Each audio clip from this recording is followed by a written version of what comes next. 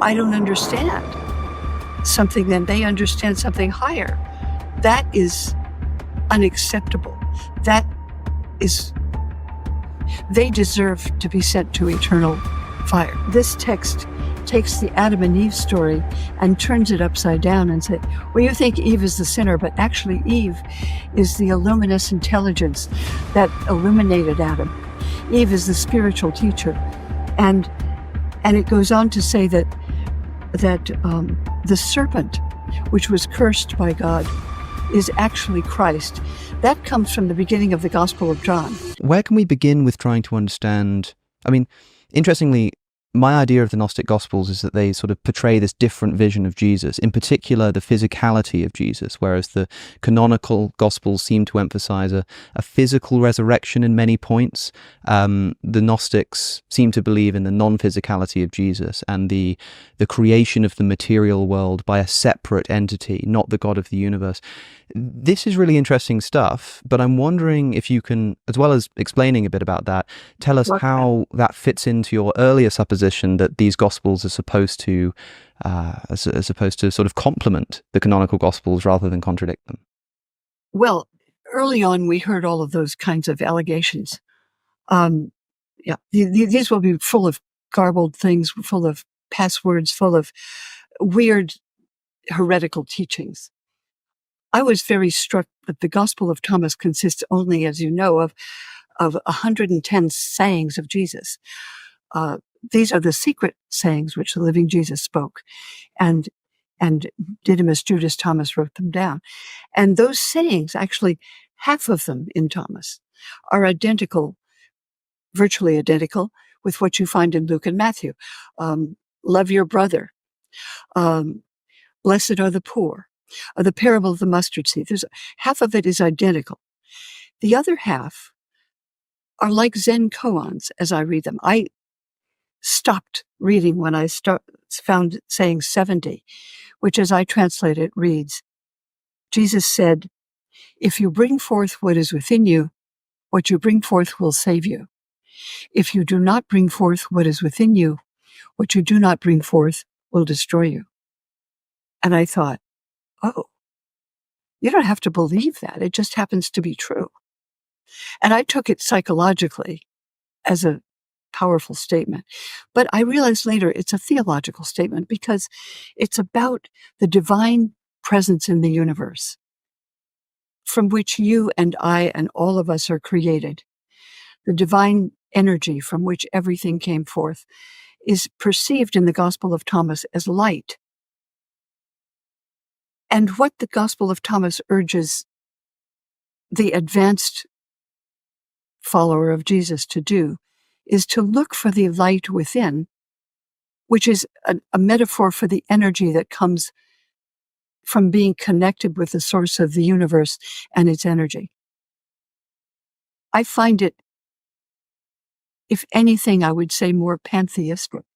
But the idea that the world was created by an evil demiurge is the imposition of a completely different heretical system onto this text, which has nothing to do with it.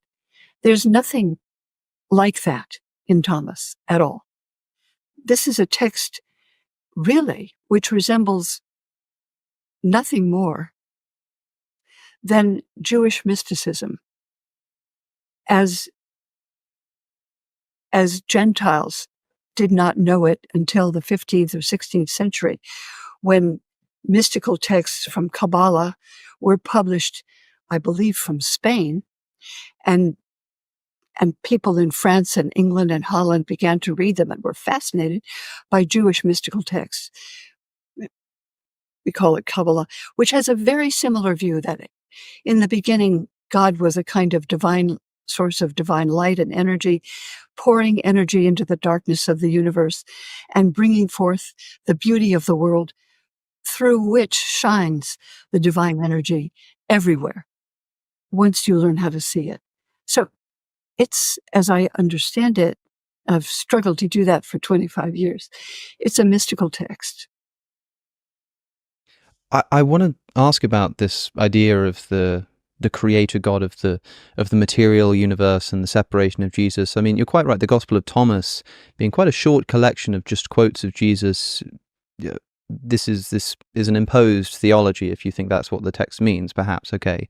But there are other non-canonical Gospels which quite clearly point to the idea that Jesus is specifically sent to save people from this material condition they find themselves in as being created by this evil God that is the creator of the material world, and Jesus is the sort of non-physical entity that comes to help us break free of that condition. Where do we find that idea in the Gnostic collection? You know where I find that idea? In Irenaeus, who can't stand these Gospels. He says, don't touch them, don't even read them, don't think about them, because they're just the same as the false teacher Marcion. Marcion was not a Gnostic. He was, in a way, a literal Christian, a Gentile from Asia Minor, who became a Christian, and he read the New Testament. He said, oh, this is a message of love. But then he read the Hebrew Bible, and he said, but that God is vengeful and judgmental, and he created the world, and it's full of terrible things like death and mosquitoes, snakes, he mentions those. That was declared a heresy very early. That, as I read it, has nothing to do with these texts. But Irenaeus wanted to condemn them. And so he said, oh, this is nothing but that same old heresy. I don't find that here. There are some texts in the collection which are not, well, I'd say some of the sources in the collection express a similar view that also you find in Jewish mysticism, that the divine energy behind the universe is not the character you almost find in Genesis and Exodus, judging the world, punishing people for touching the ark by condemning them to death and so forth. So it gets mixed up in the writings of the people who really are opposed to the idea that these secret gospels have any value. But I must add that only some of the texts from Nag Hammadi, for me, have this kind of spiritual power that Thomas does. Some of the others, the treatise on resurrection, for example. And there you mentioned something important. The treatise on resurrection belongs to this small group of texts that I find very spiritually powerful, because it's written by a teacher who's trying to explain to his pupil, what does Paul mean by resurrection? Do you have to believe that? Do you have to believe that Jesus was dead and came back to life? And the treatise on resurrection interprets 1 Corinthians 15, Paul's teaching on resurrection. But Paul did not see Jesus come out of the grave. Paul did not touch him. Paul never talks that way about Jesus coming out of the grave. Paul says, there I was, traveling to Syria, and suddenly I saw this brilliant light in the sky, and I fell down and I was blinded by it. And I heard Jesus speaking to me and saying, Saul, why are you doing this? Why are you persecuting me? And I said, who are you? And he said, I am Jesus whom you're persecuting. You know the story. So he said, I saw this light. I heard this voice. Jesus spoke to me. That's how I saw him. And if you read Paul's views on resurrection, he talks about this physical body must be transformed into an invisible body. This material must be transformed into imperishable. We have to be transformed. And the resurrection is a transformation, not a resurrection of a physical body, which is what the church doctrine becomes. If you know, the creed of the church. When you actually read something like the Gospel of Thomas, it doesn't feel like some crazy made-up book. About half of its sayings are almost word for word what you find in Matthew and Luke. Things like the mustard seed or blessed are the poor. But the message shifts. In Thomas, salvation isn't about Jesus dying for your sins. It's about discovering the light within you. It says, if you bring out what's inside you, that's what saves you. That sounds very different from John 3:16 or the church's focus on the cross. Even Paul, in 1 Corinthians 15, talks about a spiritual body Something transformed, not just a corpse walking out of a tomb. So you start to wonder, did the church later lock in one version and push the others out? Can you tell me about one of the texts that we haven't mentioned yet, which I found particularly fascinating, which is the so-called testimony of truth, which involves the retelling of the story of Genesis and the creation of the world, and the identification of the serpent as, well, let's say something other than evil.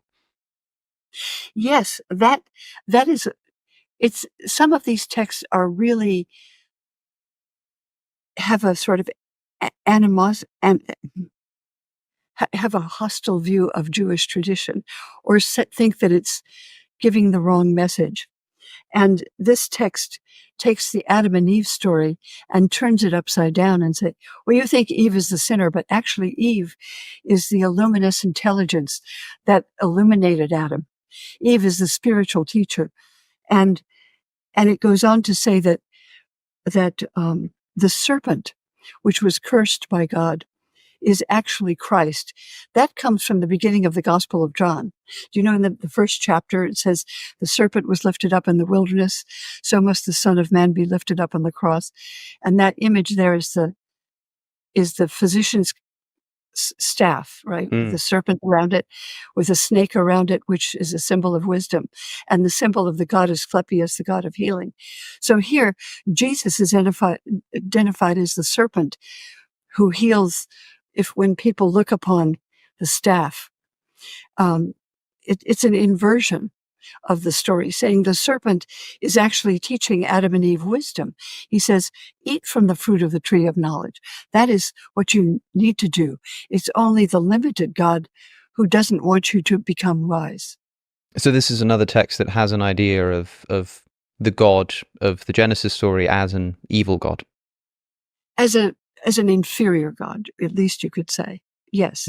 And there are quite a few of those. Yes. I think a lot of Gentiles in the ancient world found the Hebrew Bible a very strange text. This God is a judge. He's harsh. He's judgmental. He stays only with his own people. He does many striking and negative things. If anyone touches the ark that is his dwelling, he strikes them dead. So there were many negative views about Judaism in the ancient world, and some positive ones, but you find some of those in these texts. You're right. So these Gnostic texts, which talk about Jesus as the serpent, already a sort of a marvelous and incredibly subversive idea, but then also this inferior God who's trying to prevent Adam and Eve from attaining spiritual knowledge. Are we looking at a kind of polytheism here then, or maybe a kind of henotheism, that is multiple gods, but one God is better and above all others? Like, how should we interpret the theology of these texts? Well, I don't think there's a single way at all. I mean, some of them might fit into a kind of polytheistic mode, but more often you find, at least in the texts that follow this kind of model of Jewish mysticism, you find different beings named as the divine. So that's why I can't speak about these 50-some texts as if they spoke with a single voice, because they really don't. And as I said, I do play favorites. There are some that I think are much more worth our time than others. The Gospel of Mary Magdalene, for example. You know that the Gospel of John is always talking about Jesus coming into the world to die for the sin of the world, right? That's John's whole pitch, is about the sin of the world that has to be expunged by Jesus dying on the cross. The Gospel of Mary, somebody says to Mary Magdalene, here seen as a visionary, what is the sin of the world? And she says, there is no sin of the world. But sin is something you do when you do harm. So there are Christians who absolutely discard John's view. And they also encourage you to look at secret teaching and visionary teaching and teaching that is symbolic, in which the meaning is not always on the surface. That's what esoteric teaching is about. Every tradition, as you know, whether it's Hindu, Buddhist, Muslim, what else? They all have a secret teaching, esoteric teaching, mystical teaching, and public teaching. Christianity in the beginning, in the 4th century, the bishops tried to eliminate mystical teaching because it meant that you could have a vision, I could have a vision, that would contradict what the church was setting up as pure, true dogma.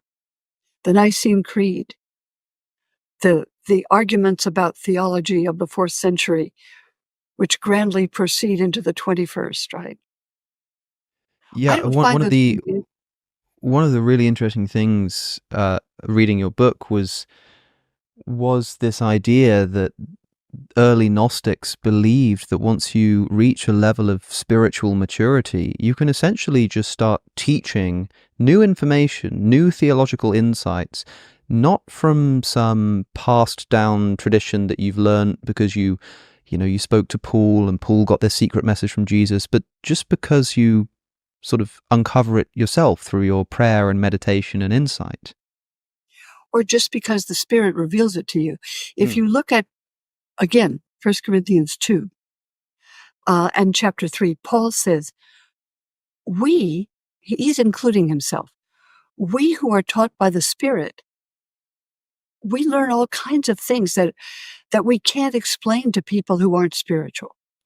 We're not talking about them to anyone who doesn't have the capacity. It's not that you make them up or invent them, he would say. The Spirit can teach you things and will, if you're open to spiritual understanding. The problem with that is people can say, I was told by the Spirit to massacre my family. I mean, where do you stop? There, saying that anybody can receive the Spirit can lead to insanity. I mean, insane and cruel and horrifying results. So orthodoxy was created to put a boundary on that. But what it did is it limits spiritual understanding to what they claim is in the Bible, which has the only spiritual truth. And whoever wrote the secret Gospels did not accept that. They were open to ongoing revelation that you could have tonight. So do you think that Paul can be described as a Gnostic? I think Paul is certainly a visionary. I wouldn't call him a Gnostic. I called him Paul the Gnostic just because the Gnostics liked him so much. But what they liked, the word Gnostic is so overused. There are 2 massive books, about what is Gnosticism. The word is made up and the word is polemical. That's why I don't like it. It means all the bad stuff you shouldn't believe. But Paul was a visionary. And Paul, what do you want to say, was a mystic. He says he went up into the 3rd heaven and heard things that he wasn't allowed to speak. He had revelations he couldn't possibly tell you. That's the kind of secret teaching that mystics claim to receive to this day. And mystics in the Catholic Church and the Protestant churches have always been reined in by orthodoxy, blocking them at every point from saying anything that doesn't agree with what becomes 4th century theology, of which, as you can see, I'm not a great fan, because it did what it was meant to do, which is suggest a control, a kind of monopoly on spiritual truth within the Catholic Church, which still claims that monopoly, and deny it anywhere else. Everyone knows the Adam and Eve story. The serpent is evil. Eve messed up. God is good. That's the version most people grow up with. But then you read a Gnostic text like the Testimony of Truth, and it flips the whole thing. Eve isn't the problem. She's the one bringing understanding. And the serpent? It's not Satan. It's the one offering knowledge. Some texts even connect that image to Jesus, like in John 3:14, where he compares himself to the serpent lifted up in the wilderness. So now we have two completely opposite readings of the same story. In one, God blocks knowledge. In the other, knowledge sets you free. Which one is right? And why was only one version allowed to survive? If the core story of humanity can be reversed this dramatically within early Christianity, then maybe the clear message of the Bible was never that clear to begin with. I'd like to talk about this, not just the concept of women in the Gnostic texts, which, as you say, are treated quite differently from the canonical text, but also just the influence of the feminine itself in the actual theology of these Gnostic texts. I mean, you have a chapter in your book about God the Mother versus God the Father. What's that all about? Well, I think it's about language, for one thing. If you talk about the divine being with three, what do we call it? Three faces. Pardon me? Three persons? In three persons. I was thinking the word persona is from the Greek word mask, and it comes from the stage, that put on a different mask. So God is understood in what becomes Christian theology as having a manifested divinity in terms of Father, the Mother, and the Son. I mean, the Father, the Son, and the Spirit, right? Now, if you're reading Hebrew or Aramaic or